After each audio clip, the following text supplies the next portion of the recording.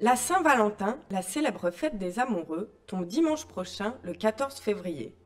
Roses rouges, dîner aux chandelles et petites attentions devraient être au menu de nombreux couples. Malheureusement, cette année, les roses se font rares.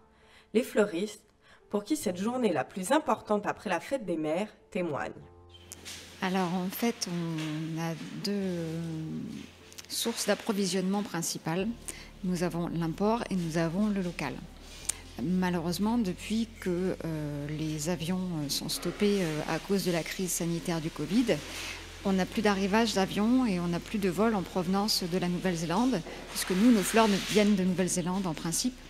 Ce qui fait qu'on est très limité et on doit s'achalander localement. Sauf que localement, on a des petits producteurs et un peu plus gros, mais qui ne peut pas fournir tous les fleuristes. Donc de ce fait, on a forcément beaucoup moins de quantité également. Et cette année, on a eu une dépression et des pluies assez récurrentes depuis quelques semaines qui font que ça aussi altère la qualité des fleurs. Donc on n'a pas du tout la quantité qu'on devrait avoir par rapport à une même date de l'année dernière ou de l'année d'avant.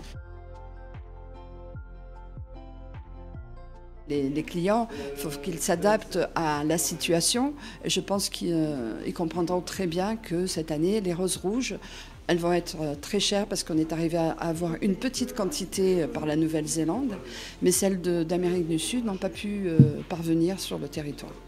Mais les fleuristes s'adaptent. Certains, comme la boutique Les Fleuristes du Quartier Latin, mettent en place des partenariats pour proposer des chocolats, des bougies ou des cosmétiques dans leur bouquet. Il est également possible de se tourner vers des variétés de fleurs locales ou des roses éternelles. Comme on aura moins de roses cette année, on va pouvoir les remplacer par exemple du gerbera, qui est une production locale, qui sont de très beaux gerberas. Ensuite, on va avoir tout ce qui est fleurs plutôt tropicales, donc les anthuriums, donc qui durent très longtemps. Donc on a quand même la chance d'avoir des fleurs en remplacement des roses s'il arrive qu'on n'ait plus du tout de roses à un moment. Nous avons également du coup des roses éternelles, donc c'est des roses qui sont fraîches à l'origine. La sève a été remplacée par un produit du coup qui permet de les stabiliser pendant 3, 4, 5 ans. Donc c'est vrai que c'est un produit alternatif pour la Saint-Valentin qui est plutôt intéressant aussi en accompagnement de fleurs fraîches également. Cette année, le plus gros producteur de fleurs locales risque de ne vendre que la moitié de sa production habituelle. La dépression tropicale Lucas a fait de gros dégâts. 3 serres ont été complètement inondées, des plants ont été déracinés. Nous n'avions pas vécu une inondation pareille depuis plus de 30 ans, confie-t-il sans souhaiter être nommé. Sans compter que la crise sanitaire touche les importations de plants.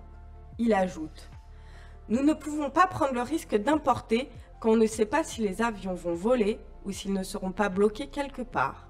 On a donc des pieds vieillissants qui produisent moins. »